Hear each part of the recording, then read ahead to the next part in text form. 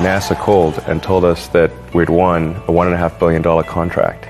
And I couldn't even hold the phone. It's like, I just blurted out, I love you guys. Only 4 entities have launched a space capsule into orbit and successfully brought it back. The United States, Russia, China, and Elon Musk. But when critics say you can't do this, your answer to them is, we've done it. After years of designing and testing the Falcon 9, in 2015, SpaceX set out to make history by attempting the first ever landing of a first-stage orbital rocket.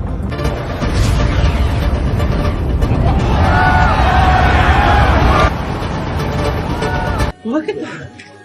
What? Holy smokes, man.